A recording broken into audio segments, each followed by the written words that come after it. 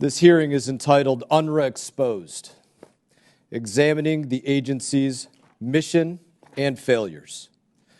This hearing will take a closer look into the United Nations Relief and Works Agency for Palestinian Refugees, or UNRWA, and address serious concerns raised regarding the UN agency and its policies funded by the American taxpayer. The world was horrified when the Hamas terrorists, with the support of other Palestinian men, women, and children, raided houses, kibbutz, schools, concerts, and kindergartens to kill, capture, rape, or torture any Jew that they could find on October 7th. As the dust settles, and as we put together the pieces of what enabled such barbaric atrocities, we are getting a picture of failed UN policies that have been accumulating for the last 7 decades in the Gaza Strip. I want to pause for a moment and say that thankfully, at least in part, it appears that the Biden administration has realized the folly of funding UNRWA. I'm concerned the administration is playing a shell game with us, however.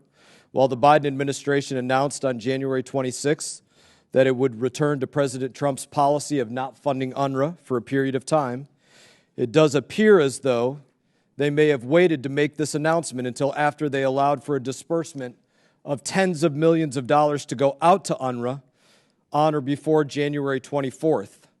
And if that's the case, it should be considered outrageous.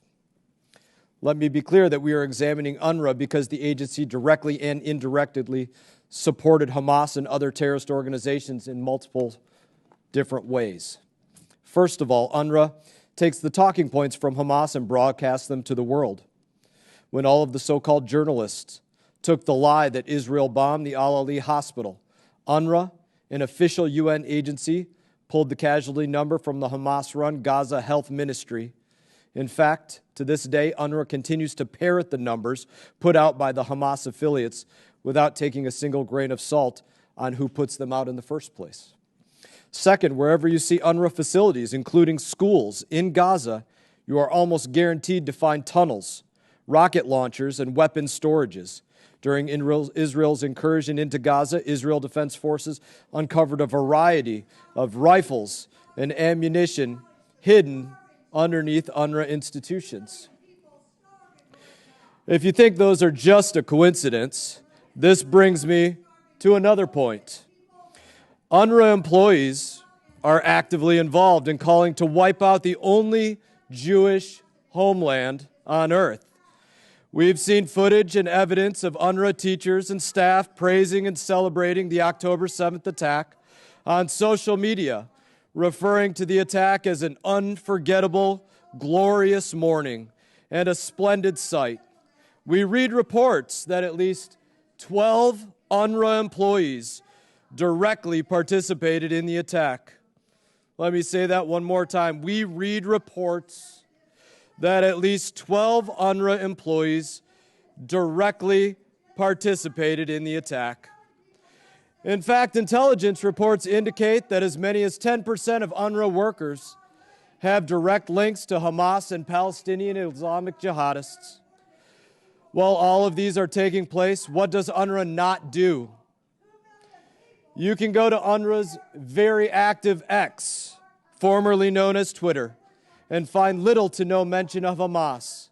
Not a single word of Hamas stealing U.S. taxpayer-funded food, medicine, or fuel. Not a single statement to condemn Hamas for the hostages it continues to hold.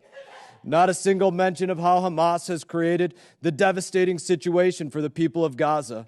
It is clear that UNRWA would never use its platform to speak out against Hamas because it is in cahoots with Hamas.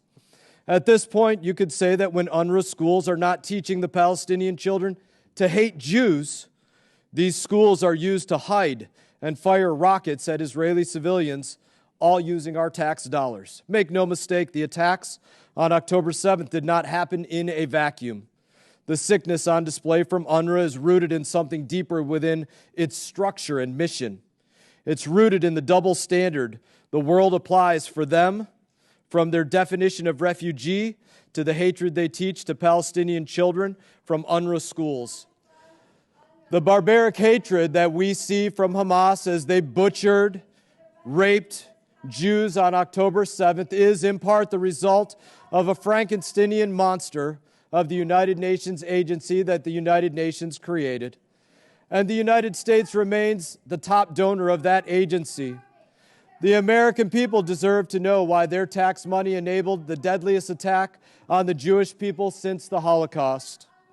Again, most of this is not new information.